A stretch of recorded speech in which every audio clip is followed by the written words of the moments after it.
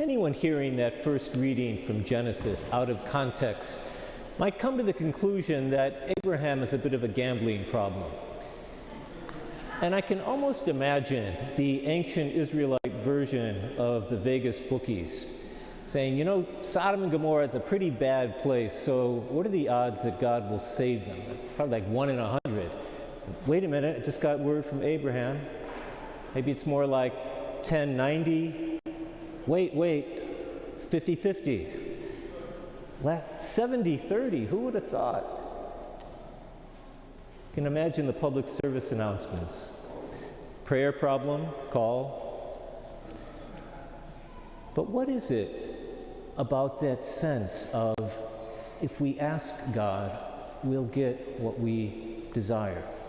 And Jesus almost seems to up the ante even further. In the gospel, way more than Abraham bargaining with God, he just says point blank, ask and you will receive. Seek and you will find. And yet, we've all asked for many things, I'm sure, over the course of our lives. Good things, right? I'm not just talking about selfish desires. We've asked that illnesses would be healed, that marriages would be preserved, that peace would come to violent places.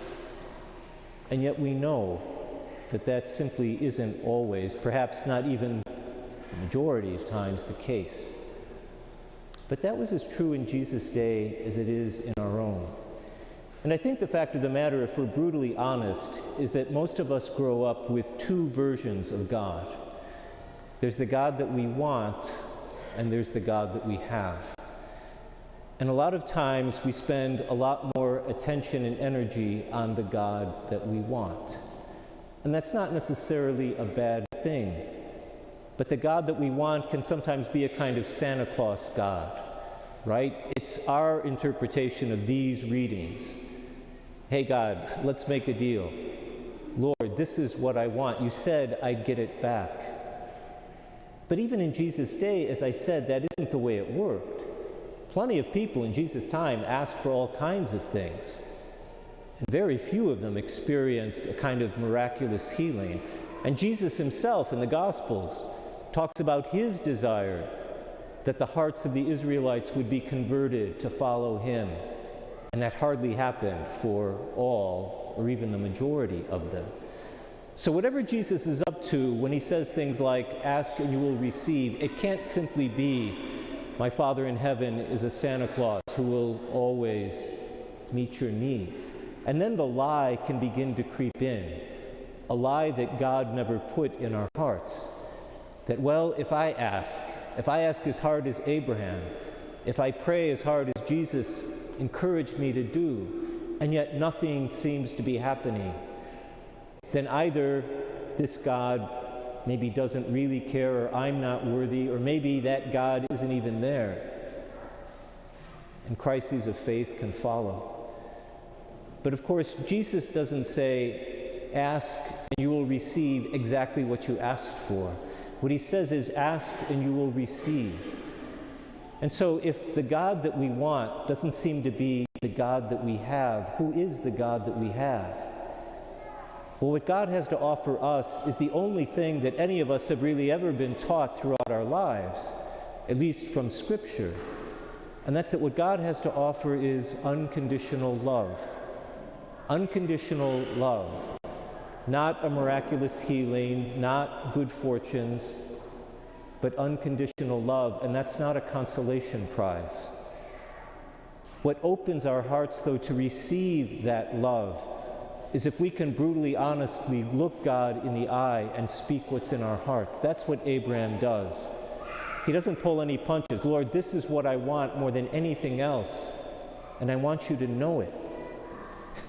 Our reading today conveniently leaves off what actually happens to Sodom and Gomorrah. But they're not saved. Yet that doesn't mean it didn't matter that Abraham brought his desires. And I would just say the same thing is true for us. We know that in our human relationships. If we don't speak what is fully in our hearts to another person, then we're never going to fully receive what they might want to share with us. There's like this little blockage in our hearts.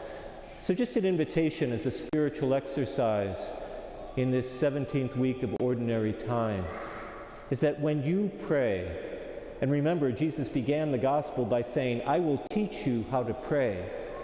When you pray, name with absolute honesty what it is in your heart. Certainly what you desire, but also if there's a disappointment or a frustration, even if that's with God. Because only by being fully open are our hearts able to receive the only real thing we say the God that we truly have offers us. And to know and to feel the love of God does make a difference, even when the God that we want perhaps fails to show up. We wouldn't be here after 2,000 years if the God that we have couldn't meet our deepest desires. Pray early, pray often, but more than anything else, pray honestly what's in your heart. Thank you for participating in the digital liturgy today. The digital ministry touches the lives of many people, as does almost 80 other ministries here at OLPH. Grateful for the community that connects to OLPH through this digital forum. It's unbelievable how many people are able to access the liturgy and other events because of this ministry. Please consider supporting OLPH. All of your sacrifices help to sustain this parish and to keep moving us into the future. Thank you very much, and keep watching.